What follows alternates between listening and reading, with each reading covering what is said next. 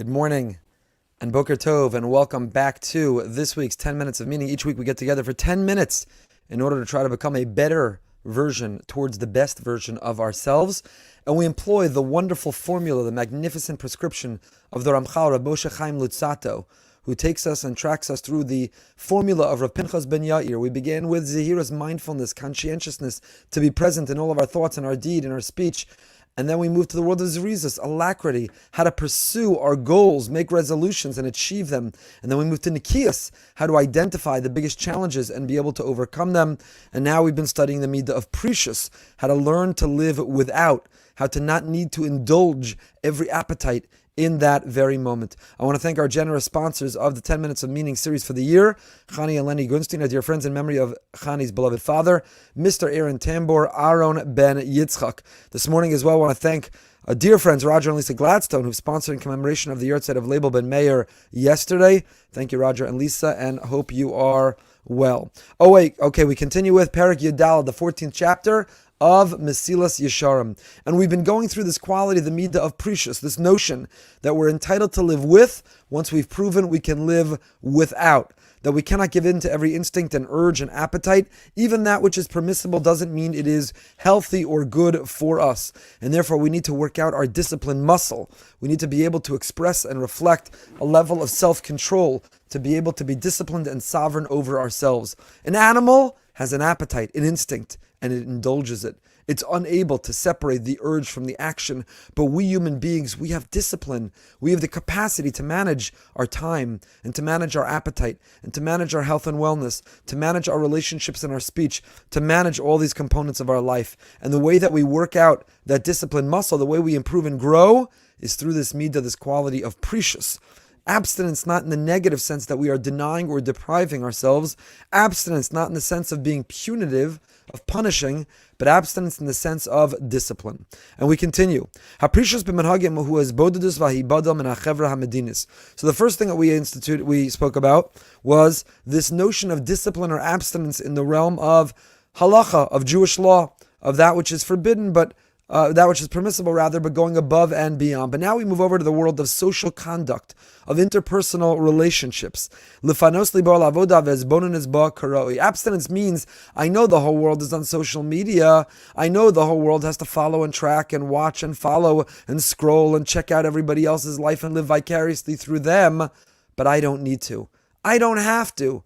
I'm able to live my life without having to live everyone else's life. I'm not condemning those who are employing those tools, and there's nothing wrong, technically, assuming that what you're looking at and reading and participating in meets all the criteria of being permissible. So I'm not wholesale rejecting it, but there's an addiction. There are people who cannot live without. There are people whose own lives and happiness is compromised from the FOMO, a fear of missing out, and from the unavoidable comparison of one's life with what one is seeing elsewhere.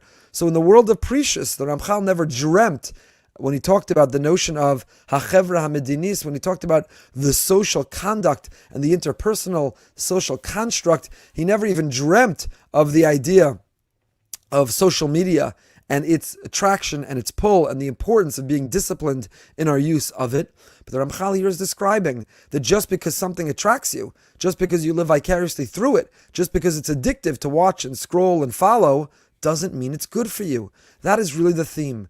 We don't only have forbidden and permissible. We don't only have the realm of that which you're not allowed and that which you are allowed. Because even with that which you're technically allowed doesn't mean you should and doesn't mean it's good. But now the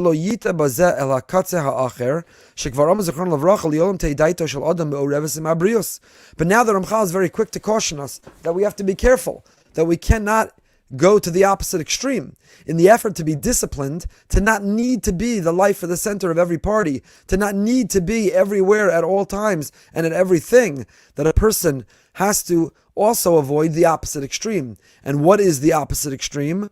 The opposite extreme is to be so avoiding of social conduct, of social circumstance, of social scenes, that you are in fact isolate yourself. That's also not good. Our rabbis tell us, the Gemara in Ksubas, that a person needs to be me'ureves im abrios. You have to be somebody who's integrated with the rest of the community. You have to be somebody who gets along, who's beloved, who has relationships, who draws from the energy of being together, of camaraderie. The Gemara Brachos learns from a pasuk, a sword upon those who fabricate. The Gemara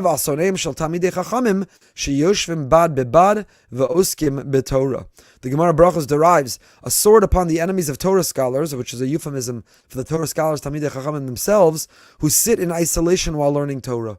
Even while learning Torah, a person says, you know what? I don't go to the Beis Medrash, talking non-Corona times. I don't go to the study hall. It's too noisy, it's too loud, there are too many people. I sit at home. I love being at home.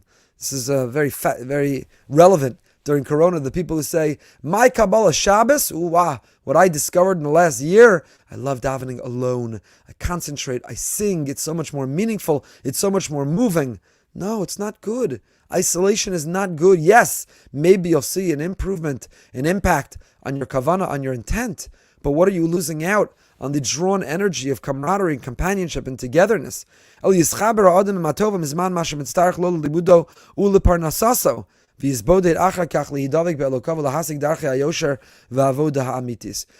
is encouraging us everything in moderation, everything the right balance. So having to always be everywhere, FOMO, fear of missing out, not good for you.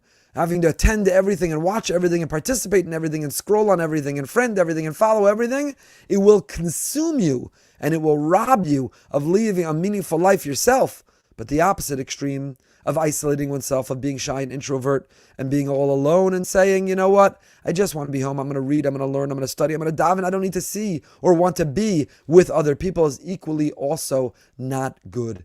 One has to find the balance, the golden mean. One has to be able to, at times, draw energy of togetherness and at times experience the growth spurt of solitude, the reflectiveness of solitude, to be contemplative by finding time to also be alone and to think. It's the balance between the two. So precious, the notion of being thoughtful, of being able to withdraw, of saying, even though this is permissible, it's not good for me, and so I'm going to figure out a way of doing it in moderation. One has to be very careful not to go to the opposite extreme.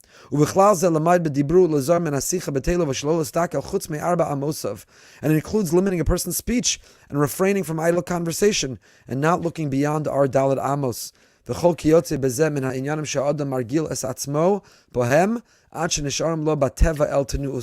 We have to habituate ourselves. We have to create the pattern. We have to develop an instinct that meets this balance. That on the one hand we speak, we communicate, we're social, and on the other hand we're careful. We don't speak when there's nothing really to say. We don't overindulge in connecting when it's a waste of time or when it can lead to negative behavior. To be happy with our 4 amos, to live within my 4 cubits, within my 6 by 6 square feet, to say this is my territory. And I don't have to look and be jealous, and I don't have to watch and be envious, but this is what was designated, this is what is for me, and I'm happy with it. So these 3 rules, these 3 elements that he spoke about the different types of abstinence. Abstinence from hana'ah, pleasure. Just because it's permissible doesn't mean you should eat 3 bags of corn chips, of potato chips, and a 6-pack of beer. They all have the OU. They're all completely kosher. They meet the standards of Jewish law, and yet it doesn't mean it's good for you, number 1. And number 2 was bedinim, halacha.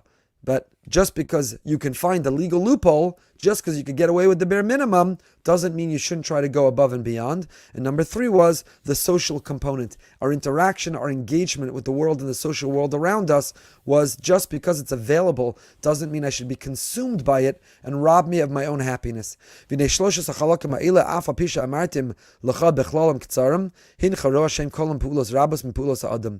Ramchal, even though I've offered this and provided it and communicated to you in a concise way, you see it's complicated. There's a lot to think about. And the core is, be mindful of it. Don't find yourself having eaten a lot of food, even if technically it's kosher, but it's not good for you. Don't find yourself having sat on social media, hours are gone. You claim you have no time to learn. You claim you have no time to read. You claim you have no time to exercise. You claim you don't have enough time with your spouse or children. And yet, what would your screen time say about how much time you really have? They're complicated questions. You'll say, where does it say it's forbidden? Where does it say it's forbidden to watch 3 football games in a row on a Sunday with the pregame and the postgame and spend your entire day? Where does it say it's forbidden? Technically, it's not forbidden. But is it good for you? Is it right or righteous? Is it the best use of time? Nothing wrong with recreation, with taking some time, with enjoying. But how much? That's why it's complicated. It says, the Ramchal, I've offered to you in a concise way, but the Ramchal is challenging us to be thoughtful and to think about how we want to live our lives and what will be the best version of us. The